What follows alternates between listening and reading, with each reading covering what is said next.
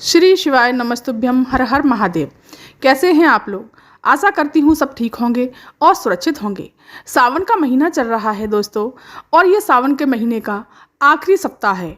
इस सप्ताह में जो उपाय करेंगे वो बहुत ही महत्वपूर्ण हैं, और आपके सारे कष्ट, जीवन में जितनी भी चल रही दुविधाएं, जितनी भी चल रही परेशानियाँ, दुख, दरिद्र सब दूर हो जाएंगे। रोग बीमारी सबसे छुटकारा मिल जाएगा। आपको सिर्फ ये 2 और 3 उपाय करने हैं, जो कि आपके जीवन से सारे कष्ट दूर हो जाएंगे।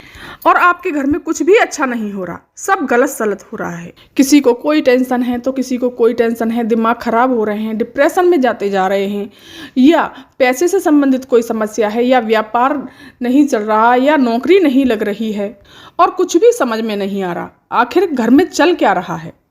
कोई ना कोई समस्या हमेशा लगी ही रहती है।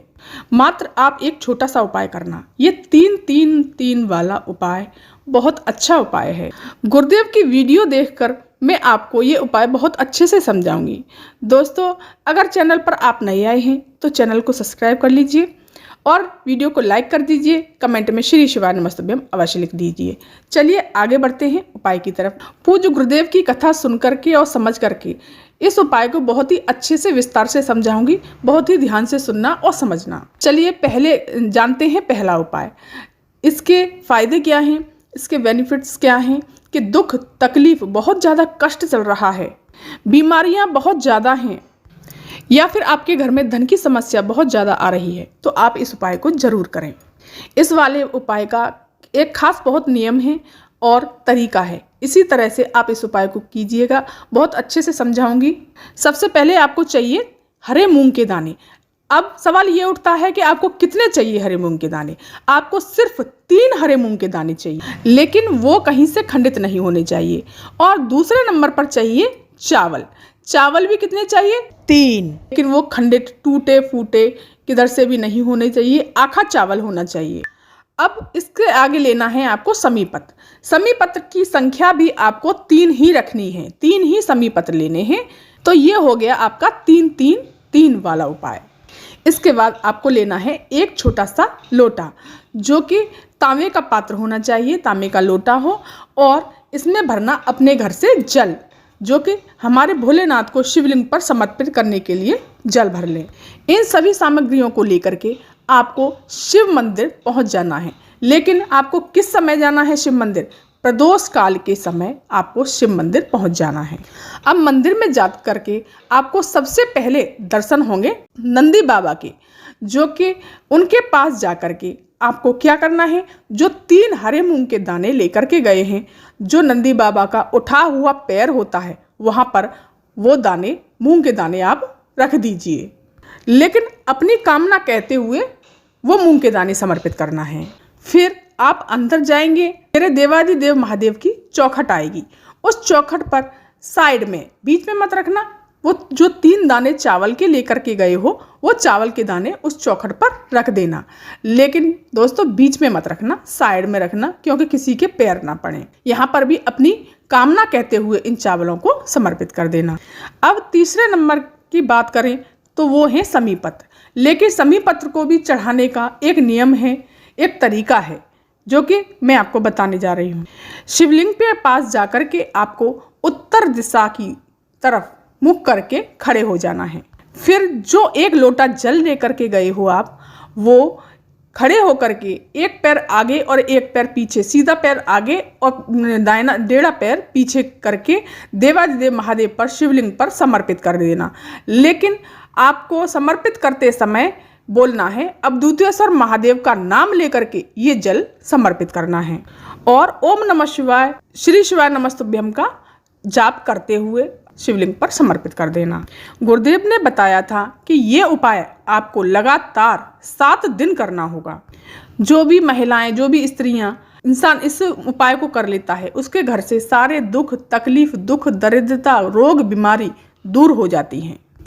तो फिर आपको क्या करना है, जो आप समी पत्र लेकर के गए हैं उसको अपने हाथ में, सीधे हाथ में रख करके मुट्ठी बंद कर लेनी है। मुट्ठी बंद करके आपको फिर क्या करना है, जो माता रानी का हस्तकमल होता है, जो कटी भाग होता है, वहाँ पर, यहाँ पर अपनी मुट्ठी को टच करवाना है। टच करवा करके जो जिसमें समी पत्र हैं जिस मुट्ठी में, उस मुट्ठी को आपको माता रानी के हस्तकमल से टच करवाना है।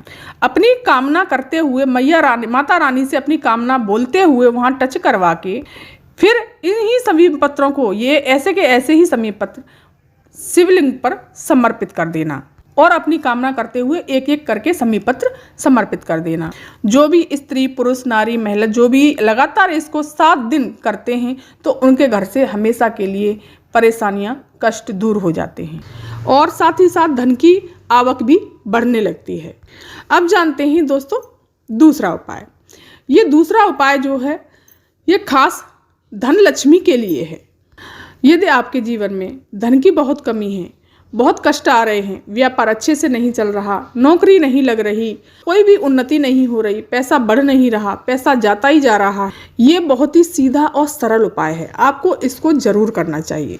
जो भी आदमी इस उपाय को तरीके के साथ और नियम के साथ करता है उसके घर में कभी भी धन की, संपदा की कमी नहीं होती। इसके लिए आपको क्या सामग्री चाहिए? आपको लेने हैं चावल। लेकिन चावल के दाने कितने लेने हैं? चावल के दाने इसमें चाहिए 7 चावल के दाने लेने हैं, लेकिन वो कहीं से खंडित, टूटे फूटे नहीं होने चाहिए, आखा चावल होना चाहिए। और ले लेना 1 लोटा जल, और कुछ नहीं चाहिए। इससे सीधा और सरल उपाय हो नहीं सकता। इन दोनों चीज़ों को लेकर के आप शिव मंदिर पहुंचना और आपको शिवलिंग के पास जाकर के खड़े हो जाना है। कोई किसी भी एक दिन कर लेना, जैसे कि एकादशी आ जाए, प्रदोष आ जाए, तीज आ जाए, त्रयोदशी आ जाए, अमावस्या, पूर्णिमा, शिवरात्रि, कोई भी अच्छा समय हो, अच्छी तिथि आ जाए, उस दिन ये उपाय कर लेना। सबसे पहले आपको क्या करना है? शिवलिंग के पास खड़े होकर के, लेकिन उत्तर दिशा की तरफ मुख करके शिवलिंग पर जल, जो लोटा में जल लेके गए हो, उसको समर्पित कर देना है। ओम नमः शिवाय, श्री शिवाय नमस्तुभ्यम का जाप करते हुए। फिर आपको क्या करना है? जो 7 दाने चावल के लेके गए हो वो आपको सीधे हाथ में रखना है। सीधे हाथ में रख करके उल्टे हाथ को भी उस हाथ के नीचे लगा लेना और अपनी मनोकामना बोलते हुए, अपनी कामना कहते हुए, जो भी समस्या है वो कहते हुए आपको शिवलिंग पर समर्पित कर देना है।